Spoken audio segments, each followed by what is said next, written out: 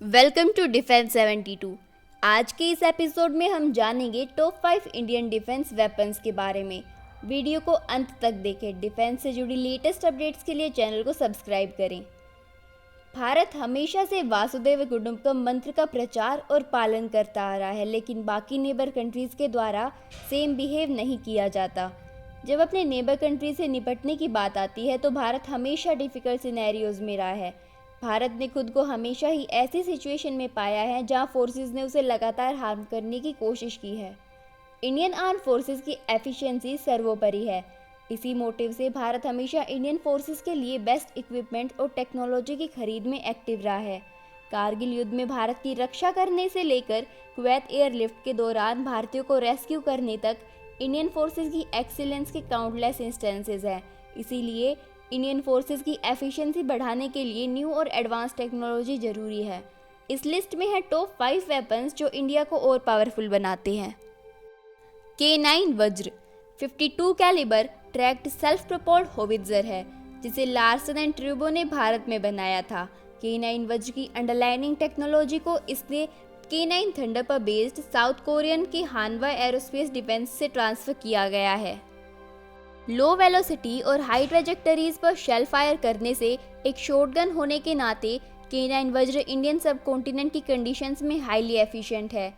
इस गन का वजन अप्रोक्स 50 टन है और 155 मिलीमीटर 52 कैलिबर कैनन और 47 किलोग्राम के बॉम्ब के साथ 18 से 52 किलोमीटर की दूरी तक के टारगेट्स को मार सकता है। K9 वज्र का पावरफुल इंजन इसे 67 किलोमीटर पर हावर की स्पीड देता है और इसके लिए 5 सैनिकों की क्रू की आवश्यकता होती है। इसमें स्टील आर्मर प्रोटेक्शन के साथ एक टैंक और कैनन दोनों की इम्पोर्टेंस है, जो इसे ट्रैक के साथ एनिमी फायर से पूरी तरह सेफ रखती है और इसे सभी रीजन्स में तेजी से दौड़ने में मदद करती है। S-400 प्राइम मिसाइल एक मोबाइल और long range surface to air defence system है। इसका मिसाइल डिफेंस सिस्टम सबसे रिलायबल डिफेंस मैकेनिज्म में से एक है, जिसमें बैलिस्टिक मिसाइल के साथ साथ लगभग किसी भी प्रकार की एरोडायनेमिक टारगेट्स को डिस्ट्रॉय करने की क्षमता है। अल्मास सेंट्रल डिज़ाइन ब्यूरो द्वारा डेवलप्ड S-400 S-300 से अपग्रेड किया गया है। किसी भी आने वाले हवाई हमले का मुकाबला करने के लिए ऑटोनोमस डिटेक्शन के लिए इसे मल्टी फंक्शनल रडार से जोड़ा गया है। रडार और डिटेक्शन पैरामीटर इतने इंप्रेसिव हैं कि 600 किलोमीटर की रेंज के अंदर drones, aircraft guide missile, cruise missile और बहुत कुछ का पता लगाने में मदद करता है। इसके अलावा मिसाइल सिस्टम द्वारा ऐसे 300 टारगेट्स का पता लगाया जा सकता है और 80 टारगेट्स पर एक साथ निशाना लगाया जा सकता है। इन सभी एबिलिटीज़ के लिए भारत ने 2018 में रूस के साथ $5.5 बिलियन के सौदे पर साइन किया था। इस डील में इंडियन एयरफोर्स के लिए 5 S-400 सिस्टम को एक्वायर करना था। अब तक 3 S-400 की डिलीवरी मिल चुकी है। पहला स्क्वाड्रोन दिसंबर 2021 तक डिलीवर किया गया था। उसको पठानकोट के पास तैनात किया गया है। दूसरा स्क्वाड्रोन, जिसे अप्रैल 2022 में डिलीवर किया गया था, शिलीगुड़ी कॉरिडोर के पास उसे तैनात किया गया है और तीसरा स्क्वाड्रोन उसे वेस्टर्न राजस्थान में तैनात किया गया है। INS Vikrant indigenous aircraft carrier 1, जिसको INS विक्रांत के रूप में भी जाना जाता है, उसे नेवी वॉरशिप ब्यूरो के द्वारा डिज़ाइन किया गया था और केरल के कोची में कोचन शिपयार्ड द्वारा डेवलप किया गया है। ये इंडियन नेवी के लिए भारत में निर्मित होने वाला पहला एयरक्राफ्ट है। INS विक्रांत को सितंबर 2022 में इंडियन नेवी में शामिल किया गया था। तब से ये कई चरणों के डेंस और इंटेंस ऑपरेशन से गुजर चुका है। इन ऑपरेशंस में लाइट कॉम्बैट एयरक्राफ्ट और MiG-29K की लैंडिंग और टेक ऑफ जैसे ऑपरेशंस और मिलिट्री एक्सरसाइज शामिल है। ये एयरक्राफ्ट कैरियर लगभग 262 मीटर लंबा और 62 मीटर चौड़ा है, जो लगभग 2200 कंपार्टमेंट से इक्विप्ड है, जिसे अप्रोक्स 1600 स्ट्रॉन्ग क्रू के लिए डिज़ाइन किया गया था। Aircraft carrier 2 gas turbine engine और 4 जनरल इलेक्ट्रिक इंजन के द्वारा डेवलप किया गया है।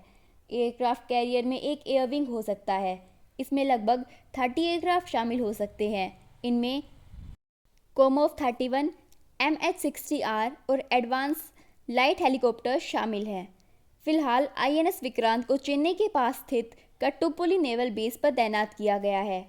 आंध्र प्रदेश के पास स्थित रामबिल्ली नेवल स्टेशन पर तैयार होने के बाद इसे वहां शिफ्ट कर दिया जाएगा। LCA तेजस। LCA तेजस 4.5 जनरेशन का फाइटर जेट जिसे मल्टी रोल एयरक्राफ्ट के रूप में डिज़ाइन किया गया है। ये offensive air support, cruise combat के साथ ग्राउंड अटैक की भूमिका को निभाने में सक्षम है। ये डायमेंशन वाइज सबसे छोटा है और कंपोजिट स्ट्रक्चर के एक्सटेंसिव यूज़ के साथ अपनी कैटेगरी में सबसे हल्का एयरक्राफ्ट भी है। बॉम्ब, मिसाइल जैसे वाइडर रेंज के हथियारों को ले जाने के लिए compound tell-less delta LCA capacity के साथ डिज़ाइन किया गया है। तेजस 8 से 9 टन वेट को ले जाने में सक्षम है, इसीलिए ये सुखोई जितने हथियारों और मिसाइल्स के साथ उड़ान भर सकता है। इसका वजन LCA से ज़्यादा है, लेकिन सबसे बड़ा बेनिफिट इसकी स्पीड है। ब्रह्मोस। ब्रह्मोस मिसाइल एक प्रकार की सुपरसोनिक क्रूज मिसाइल है। इसे submarine, ship, fighter jet, fighter plane जैसे डिफरेंट प्लेटफॉर्म से लॉन्च किया जा सकता है। ये प्रेजेंटली दुनिया की सबसे तेज़ सुपरसोनिक मिसाइल है। ब्रह्मोस को DRDO और MPOM के द्वारा जॉइंटली डेवलप किया गया है। ब्रह्मोस जो इसका नाम है वो ब्रह्मपुत्र और मोस्कावा रिवर से लिया गया है। 2 ऑर्गेनाइजेशंस ने ब्रह्मोस एरोस्पेस का गठन किया था, जो ब्रह्मोस PJ-10 को डेवलप और मैन्युफैक्चर करता है। तो ये सभी इंडियन आर्म फोर्सेस के एकमात्र एडवांस टेक्नोलॉजीज़ नहीं हैं। ऐसे बहुत से नई और एडवांस टेक्नोलॉजीज़ हैं जो प्रेजेंट में डेवलप की जा रही है या फिर अभी ट्रायल फेज़ में है। Thanks for watching, hit the like button and stay tuned for more such updates.